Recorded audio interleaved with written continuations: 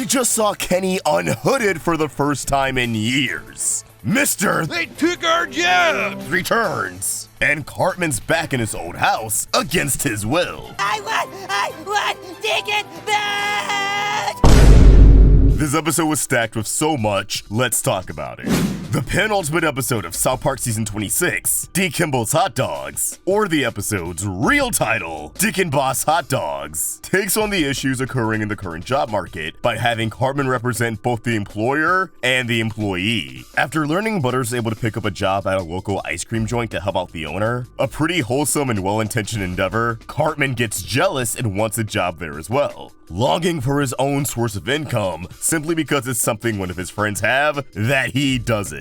And soon after getting the gig, he gains bigger aspirations and wants to open up a restaurant of his own. What does that old fart even do? Eric, could you please fill this nice lady's order? Oh yes, let me get that for you, Massa, right away now. Cartman takes advantage of the people he works for by slacking off, working from home despite the job being an ice cream parlor with no remote positions, and he's taking mental health days without notice. Never mind the fact that he's Cartman, so he's obviously going to be someone who doesn't use mental health days in good faith. He also tries to take advantage of the people he wants to employ, getting annoyed when potential employees try to pull the same moves on him. But I'll need mental health days off to deal with the toxic environment.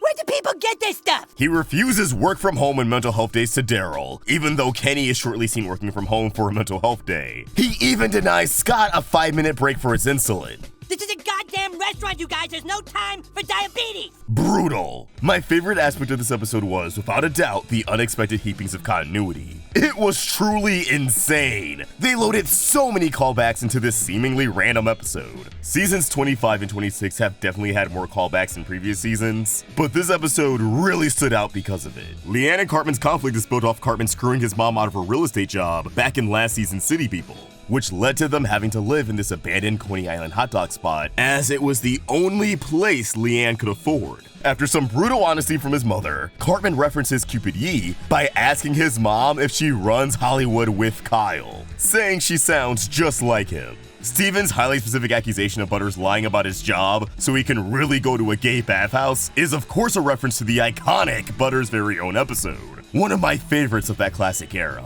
I love how Steven is clearly projecting his bi-curiosity onto his son, only to end said projection by leaving for the White Swallow. I'm gonna go to the office and get some work done!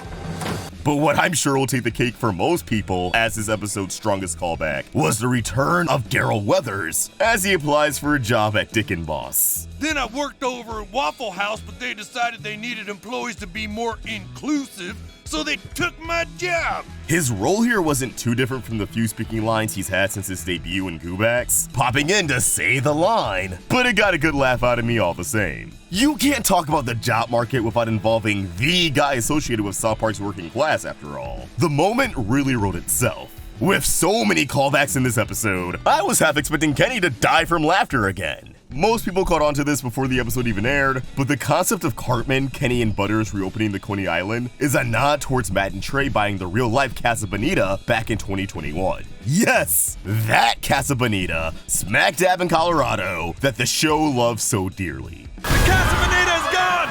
Jesus, help us! It shut down in 2020 during the shitstorm that was the pandemic, so Matt and Trey took it upon themselves to save the restaurant with its grand reopening set for May 2023.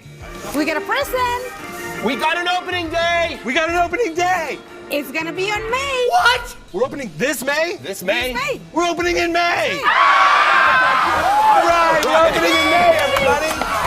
Feliz Navidad! I actually really want to go out of my way to make the trek to Colorado just to try Casa Bonita, earn my credentials as a hardcore South Park fan, you feel me? Hope the food's good. Casa Bonita is also known to be a bit gimmicky, so the upgrades Cartman made to DikinBaus in order to service his own quality of life was also in reference to this pink palace of a promised land. I also love how Cartman and Kenny end up being less focused on the money and become more concerned about using the whole experience to make as many DikinBaus jokes as possible, leading to the restaurant's extravagant name, DikinBaus, which I'm pretty sure is a wink at Doghouse, a chain available in California, Colorado, Arizona, Illinois, Texas, and a few other states. Haven't tried it yet, but their Instagram makes the food look fucking amazing.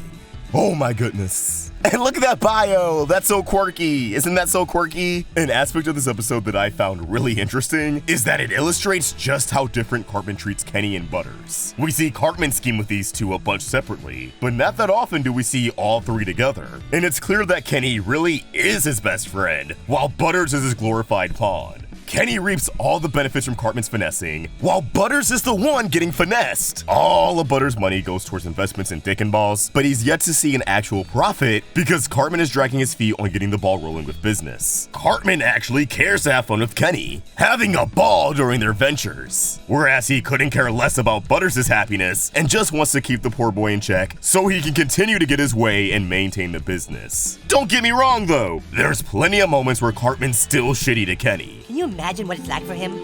Watching rich white boys like you just collecting paycheck after paycheck while he wallows in the filth of his tiny house? Ultimately, Butters ends up putting his foot down and opens the business for Cartman, doing all the hard work for him, just so he can finally make his money back. Also, I don't know if I was the only one who caught this or was amused by this, but I can't ignore the way these CGI hot dog buns are animated as Butters lays them down on the table. I've never seen a bun this bouncy before. I don't know why these are the things I find joy in. Let's switch gears and talk about the birthday boy. Kenny's role in this episode was unexpected, as he was kept out of most promotional material, which painted it strictly as a Cartman and Butters adventure. Yet he ended up being the third most pivotal character in the entire episode. And I wonder if that's because this episode aired on March 22nd, 2023. Kenny's birthday. I mean, come on! They treated Kenny so well in this episode.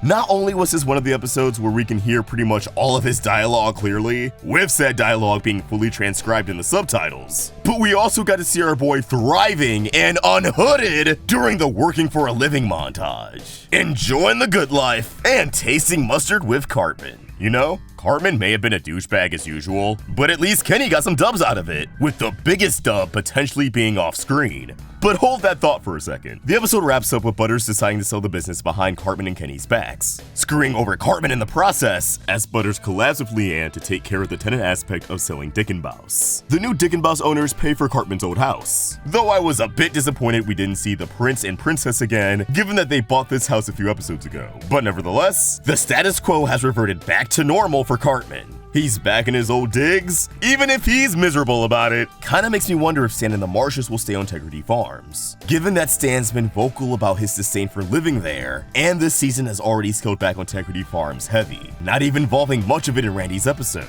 It'd be cool if Randy made enough money off Integrity to just buy his old house back and let the fam decide where they want to live.